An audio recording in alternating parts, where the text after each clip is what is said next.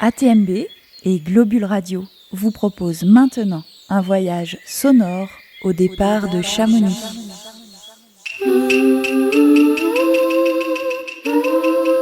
À vol d'oiseau.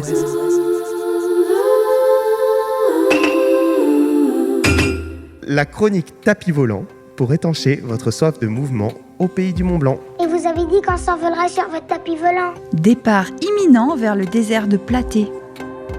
À vol d'oiseau, pas si loin de Chamonix. Tiens, si je partais vers l'aiguillette des Ouches, j'adore cette balade. On dirait la Mongolie. Enfin, la Mongolie telle que je l'imagine, mais en moins vaste, probablement. Une fois à l'aiguillette, je redescends par la montagne de Pormena. C'est beau, tous ces buissons de rhododendrons. Oh, il y a à nouveau des moutons. Je bascule sur le massif des Fises. Ils sont nombreux, les parapentistes au déco de pleine joue, pour le plouf vers le lac de Passy. Je prends la piste carrossable qui traverse la station de ski et je monte vers les chalets d'Aillères. Leurs toits de tôle sont un peu rouillés. Allez, je vire à gauche.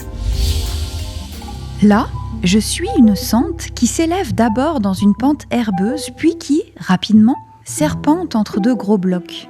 C'est quoi tous ces blocs énormes ? Sûrement la résultante de l'éboulement de la chaîne des Fises. Le sentier se rapproche progressivement des parois et je survole le gigantesque pierrier du dérochoir. Je zigzague entre les blocs pour me rapprocher du pic rocheux.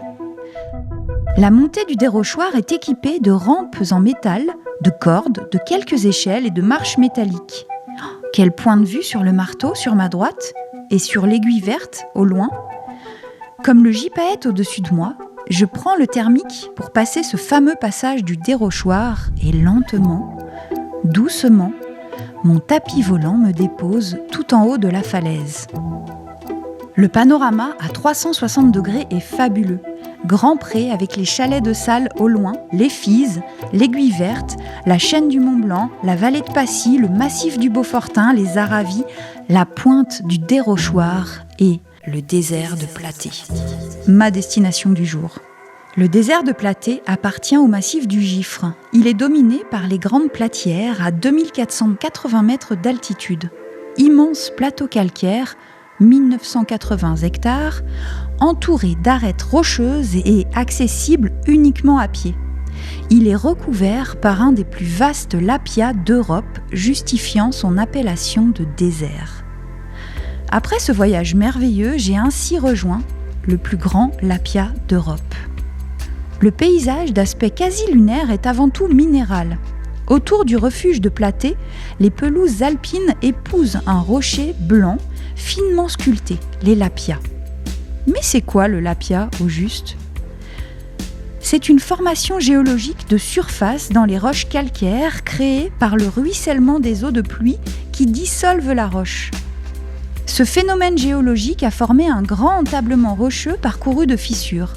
Cet immense désert est ainsi parcouru de nombreuses rigoles ou crevasses ou carrément de trous. Fissures profondes, cuvettes, cannelures, méandres, épines, nids de poules, encoches et autres micro-reliefs s'étendent à des kilomètres. Mise à nu par l'érosion glaciaire, sculptée par les actions combinées de la neige, du gel et du ruissellement, la roche calcaire s'est sculptée de formes extraordinaires. C'est ça les lapias. J'imagine qu'ici s'étendait un immense glacier qui, par le fond, lentement, a érodé la roche pour créer une forme de modelé très plat.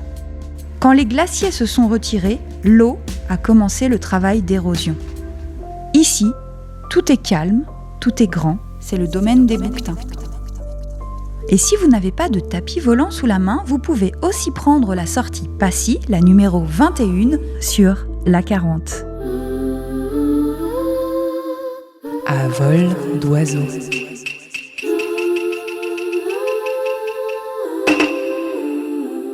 La chronique tapis volant pour étancher votre soif de mouvement au pays du Mont Blanc. À très vite pour un nouveau voyage avec ATMB et Globule Radio.